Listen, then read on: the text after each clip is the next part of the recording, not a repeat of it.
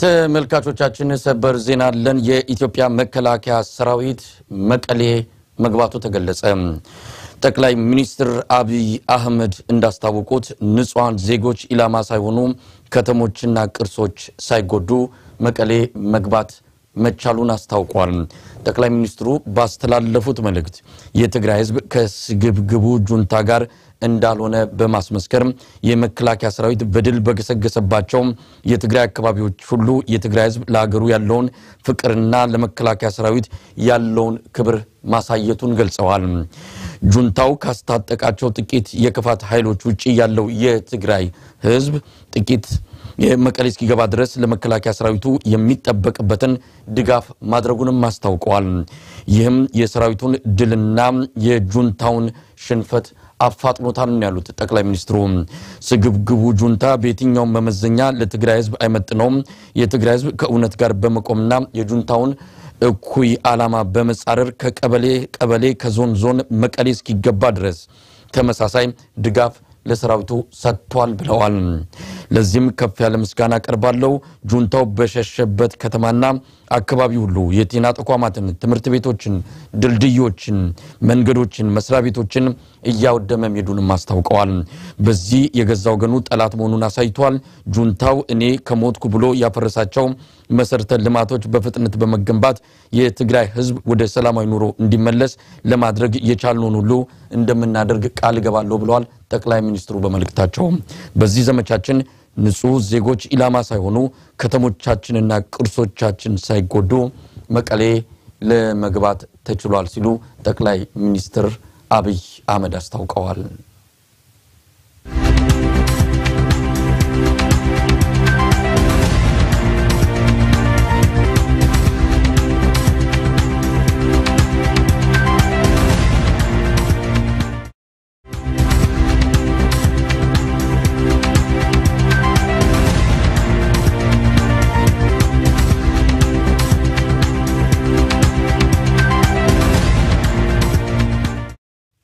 ተመልካቾቻችን ጠቅላይ ሚኒስትር አብይ አህመድ የኢትዮጵያ መከላከያ ሰራዊት መቀሌ መግባቱን አሳወቁ።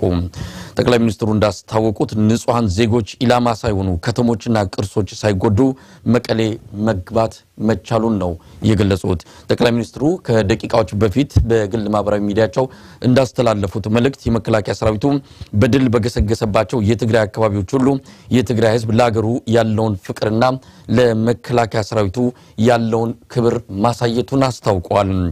የውሃት ቡድን ካስታጠቃቸው ጥቂት የክፋት ኃይሎች ውጪ ያለው የትግራይ ህዝብ መቀሌ እስኪገባ ድረስ ለመከላከያ ሰራዊቱ የሚጠበቅበትን ድጋፍ ሁሉ ማድረጉን ጠቅላይ ሚኒስትሩ አስታውቀዋል። ይህም የሰራዊቱን ድልና የህወሓትን ሽንፈት አፋጥኖታል ብለዋል። ስግብግቡ ጁንታ በሚል የገለጹት ጠቅላይ ሚኒስትሩ በየትኛው መመዘኛ ለትግራይ ህዝብ የማይመጥን ሲሉ አስረድተዋል። የትግራይ ህዝብ ከእውነት ጋር በመቆምና የጁንታውን እኩይ ዓላማ በመጻረር ከቀበሌ ከዞን መቀሌ እስኪገባ ድረስ ተመሳሳይ ድጋፍ ለሰራዊቱ ሰጥቷል ብለዋል። ለዚህም ድጋፍ ከፍ ያለ ምስጋና አቀርባለሁ ሲሉ ገልጸዋል። የህወሓት ቡድን በሸሸበትና ከተማና አካባቢ ሁሉ የጤና ተቋማትን፣ ትምህርት ቤቶችን፣ ድልድዮችን፣ መንገዶችን፣ መስሪያ ቤቶችን እያወደመ ሄዷል።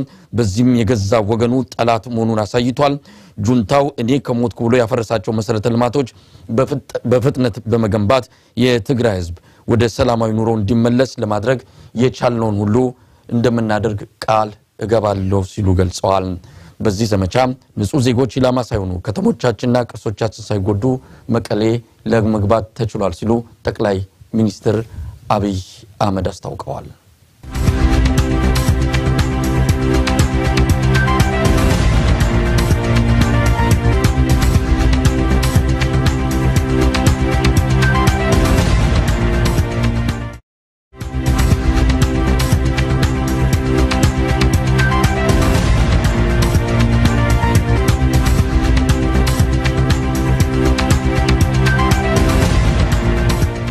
በሌላ ዜና የፌደራል ፖሊስ ኮሚሽን 6 ወታደራዊ አዛዦችና አንድ የፖሊስ ኮሚሽነር ላይ የእስር ማዘዣ አውጥቶ እየፈለጋቸው መሆኑን አስታወቀ። 8 ግለሰቦችንም ሀገር በማፍረስ ወንጀል በሕግ እንደሚፈልጋቸው ገልጿል።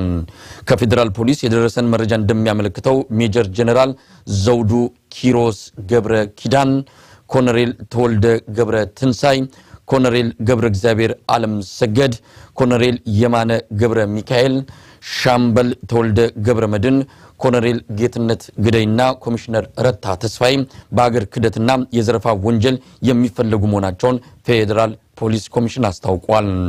በሌላ በኩል በሀገር ውስጥና በውጭ ሀገር ተቀምጠው የተለያዩ የሚዲያ አውታሮችን በመጠቀም ሀገር በማፍረስ ተግባር ላይ የተሰማሩ ያላቸውን 8 ግለሰቦችንም የእስር ማዘዣ በማውጣት በሕግ እንደሚፈልጋቸው ፌደራል ፖሊስ ባወጣው መግለጫ ላይ አመልክቷል።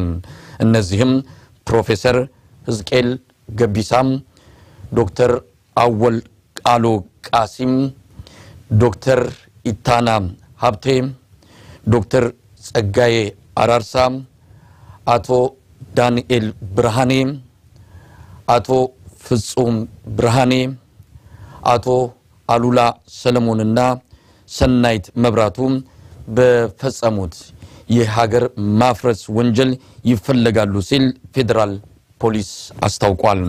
ይበንዲ እንዳለም ቀደም ሲል የእስር ማዘዣ ከወጣባቸው ጀነራል መኮንኖችና ከፍተኛ መኮንኖች ውስጥ 20ዎቹ በዘረፋ ወንጀል የሚፈልጉ መሆኑም ተመልክቷል። እነዚህም ሌተናል ጀነራል ታደሰ ወረደ፣ ሜጀር ጀነራል ገብረ አድናን ገብረ ዲላ፣ ሜጀር ጀነራል ተክለ ብርሃን ወልዳረጋይ፣ ሜጀር ጀነራል ብርሃነ ነጋሽ፣ ሜጀር ጀነራል ማአሾ በየነ፣ ሜጀር ጀነራል ኢብራሂም አብዱል ጀሊል፣ ሜጀር ጀነራል ዮሐንስ ወልደ ጊዮርጊስ፣ ሜጀር ጀነራል ነጋሲ ትእኩ፣ ብርጋዴር ጀነራል አባዲ ፍላንሳ፣ ብርጋዴር ጀነራል ጸጋይ ተሰማ፣ ብርጋዴር ጀነራል ምግበ ኃይለ፣ ብርጋዴር ጀነራል ተክላይ አሸበር፣ ብርጋዴር ጀነራል ኃይለ ስላሴ ግርማይ፣ ብርጋዴር ጀነራል ሙልጌታ በርሄ፣ ኮሎኔል ተወልደ ገብረ ትንሳይ፣ ኮሎኔል ገብረ እግዚአብሔር ዓለም ሰገድ፣ ኮሎኔል ደጀኔ ግርማይ፣ ኮሎኔል የማነ ገብረ ሚካኤል፣ ኮሎኔል ገብረ ሃንስ አባተ እንዲሁም ሻምበል ተወልደ ገብረ መድን መሆናቸውን ፌደራል ፖሊስ ባወጣው መግለጫ አስታውቋል።